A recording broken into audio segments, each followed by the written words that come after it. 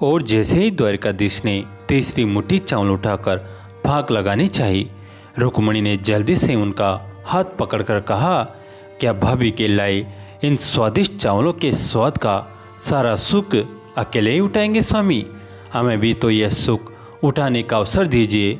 द्वारकाधीश के अधरों पर एक अर्थपूर्ण स्मृति उपस्थित हो गई। उन्होंने चावल वापस उसी पोटली में डाले और उसे उठाकर अपनी पटरानी को दे दिया। सुदामा के साथ बातें करते हुए कब कृष्ण उनके पांव दबाने लगे, ये सुदामा को भी पता न चला। सुदामा सो चुके थे, किंतु कृष्ण अपनी ही सोचों में मगन उनके पांव दबाते हुए बचपन की बातें करते चले जा रहे थे कि तभी रुक्मिणी ने उनके कंधे पर हाथ रखा। कृष्ण ने चौंक कर पहले उन्हें देखा और फिर सुदामा को, फिर उनका आशीष समझकर वहाँ से उठकर अपने कक्ष में चले गए। कृष्ण की ऐसी मगन अवस्था देखकर रुक्मिणी ने पूछा, स्वामी, आज आपका व्यवहार बहुत ही विचित्र प्रतीत हो रहा है। आप जो इस संसार के बड़े से बड़े सम्राट के द्वारिका आने पर उसे तनिक भी प्रभावित नहीं होते हैं, वो अपने मित्र के आगमन की सूचना पर इतने भाव विवल हो गए कि भोजन छोड़कर नंगे पाँव उन्हें लेने के लिए भागते चले गए।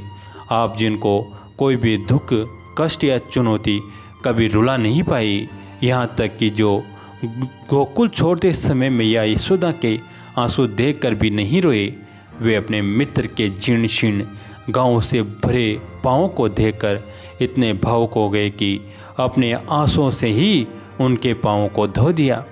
कूटनीति, राजनीति और ज्ञान के शिखर पुरुष आप अपने मित्र को देखकर इतने मगन हो गए कि बिना कुछ भी विचार किए उन्हें समस्त त्रिलोक की संपदा एवं समृद्धि देने जा रहे थे।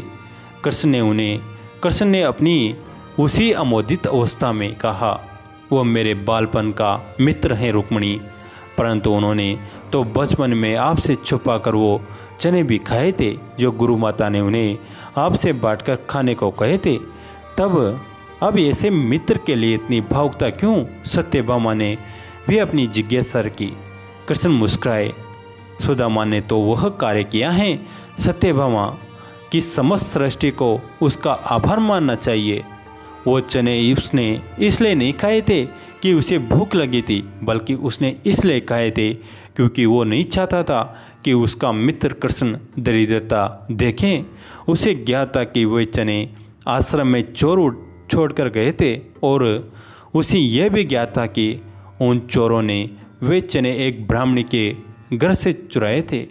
उसे यह भी ज्ञात था कि उस ब्राह्मण ने यह श्राप दिया था कि जो भी उन चनों को खाएगा वो जीवन पर्यंत दरिद्र ही रहेगा।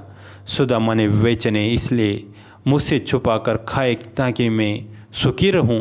वो मुझे ईश्वर का कोई अंश समझता था, तो उसने वे चने इसलिए खाए क्योंकि उसे लगा कि यदि ईश्वर ही दरिद्र हो जाएगा तो संपूर्ण सृष्टि ही दरिद्र हो जाएगी।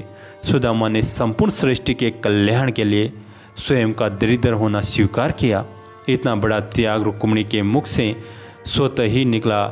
मेरा मित्र बड़ा ही रहे, मेरा मित्र ब्राह्मण है रुक्मिणी, और ब्राह्मण ज्ञानी और त्यागी ही होते हैं। उनमें जन कल्याण की भावना कूट कूट कर भरी होती हैं। इक्का दुक्का पौधों को यदि छोड़ दिया जाए तो ब्राह्मण ऐसे ही होते हैं। अब तुम ही बताओ, ऐसे मित्र के लिए हृदय में प्रेम नहीं तो फिर क्या उत्पन्न होगा प्रिय?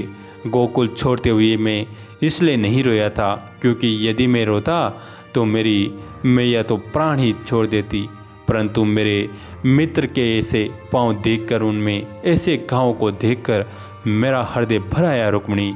उसके पाँव में ऐसे घाव और जीवन में उसकी ऐसी दशा मात्र इसलिए हुई क्योंकि वो अपने इस मित्र का भला चाहता था। पता है रुक्मिणी, परिवार को छोड़कर किसी और ने कभी इस कृष्ण का इतना भला नहीं चाहा। लोग बाग तो मुझसे उनका भला करने की अपेक्षा रखते हैं। बस सुदामा जैसे मित्र ही होते हैं जो अपने मित्र के सुख के लिए स्वेच्छा से दरिद्रता एवं कष्ट का आवरण ओढ़ लेते हैं। ऐसे मित्र दुर्लभ होते हैं और न जाने किन पुण्यों के फलस्वरूप मिलते हैं। अब ऐसे मित्र को यदि त्रिलोक की समस्त संपदा भी दे दी जाए तो भी कम होगा। कृष्ण अपने भावुकता से भर रहे हुए स्वर में बोले। इधर कक्ष में समस्त रानियों के नेत्र सजल थे और उधर कक्ष के बाहर खड़े सुदामा के नेत्रों से गंगा यमुना बह रही थी। राधे कृष्ण, जय जय श्री कृष्ण। श्री कृष्ण दास बाबा उड़ीसा के एक धनी परिवार से थे। जब इनके पिताजी की मृत्यु हुई तो इनकी मां ने सती होने का संकल्प किया। जैसे इनकी मां चिता पर चढ़ने वाली थी, उन्होंने कृष्णदास को आशीर्वाद दिया कि वो राधा कृष्ण का बहुत बड़ा भक्त बन जाएगा। इसका इन पर बहुत प्रभाव पड़ा और वे 16 वर्ष की छोटी उम्र में वृंदावन के लिए घर से निकल गए। वृंदावन में इन्होंने जयपुर जाने से पहले 2 साल तक अध्ययन किया। फिर जयपुर के राजा से गोविंद देव जी की सेवा की अनुमति प्राप्त की और कृष्णदास बाबा गोविंद देव जी की सेवा में लग गए और लगभग 10 साल सेवा की। हालांकि कृष्णदास बाबा हमेशा राधा और कृष्ण की सेवा में लीन थे, फिर भी उनकी शारीरिक इच्छाएं थी। समय समय पर इन इच्छाओं ने इन्हें इनकी सेवा से विचलित कर दिया, जिससे इनका दिल बहुत आहत हुआ। इन्होंने महसूस किया कि ऐसा इसलिए हो रहा है क्योंकि इन्होंने जो प्रसाद पाया है वह महाराज द्वारा वित्त पोषित है और इसलिए वे जयपुर से वृंदावन के लिए निकल पड़े। वृंदावन में कृष्णदास बाबा ने गहन वैराग्य यानी त्याग का जीवन लिया। वे जंगल में एक जर्जर झोपड़ी में रहते थे। वे आटा की भिक्षा करते थे और उसमें नीम की पत्तियां मिला लेते थे। कभी इस मिश्रण से आटा बनाकर चपाती बनाते तो कभी इसे कच्चा ही खा लेते थे। पोषण की कमी के कारण बाबा बहुत कमज़ोर हो गए और अंततः अंधे हो गए। जब इनकी दृष्टि ने इन्हें छोड़ दिया तो अब बाबा गांव में भिक्षा मांगने भी नहीं जा सकते थे। इन्होंने केवल पास के एक तालाब का पानी पिया जब तक कि वे इतना कमज़ोर नहीं हो गए कि वे अपनी झोपड़ी से बाहर नहीं निकल सकते थे। इनके दयनीय स्थिति देखकर राधा रानी को उन पर दया आई और उन्होंने सखी ललिता को प्रसाद की थाली के साथ भेजा। बाबा को प्रसाद खिलाने के बाद ललिता ने कहा, ललिता सखी, बाबा आप भिक्षा करने क्यों नहीं जाते? बाबा, लाली मैं अंधा हूँ, मैं कैसे जा सकता हूँ? ललिता सखी, यदि आप देख सकोगे तो क्या आप भिक्षा करने जाओगे? बाबा, बेशक मैं करूँगा। लाली, क्यों नहीं? ललिता सखी, मेरे पिता के पास एक जादुई मरहम है, यदि मैं इसे तुम्हारी आंखों पर रखूं तो तुम फिर देख सकोगे। ललिता सखी ने बाबा की आंखों को छुआ और इनकी दृष्टि तुरंत लौट आई, लेकिन ललिता गायब हो गई थी। बाबा तुरंत समझ गए कि अभी अभी कुछ दिव्य हुआ है। वो छोटी लड़की कौन थी और उसने मुझे अकेला क्यों छोड़ दिया था? वो अचानक से कैसे गायब हो गई? क्या मैं उससे फिर कभी मिलूँगा? बाबा विरह से व्याकुल हो और ऐसे विचारों से अभिभूत थे कि वे 3 दिनों तक बिना हिले डुले बस एक ही स्थान पर लेटे रहे। तीसरे दिन राधा रानी ने स्वयं आकर बाबा को दर्शन दिए और गोवर्धन जाने और मानसिक गंगा के तट पर सनातन गोस्वामी की भजन स्थली के पास चकलेश्वर में रहने का निर्देश दिया। एक बार बाबा मानसिक गंगा में स्नान करने गए और वापस नहीं आए। सभी को डर था कि वे डूब गए, लेकिन असल में वे राधा और कृष्ण की जल के लिए लीला में खोए हुए थे। 7 दिन बाद बाबा को मानसिक गंगा से निकलते हुए देखा गया।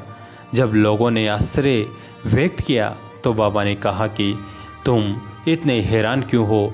मैं अभी नहाने गया था और अब वापस आ रहा हूँ। इसमें असामान्य क्या है?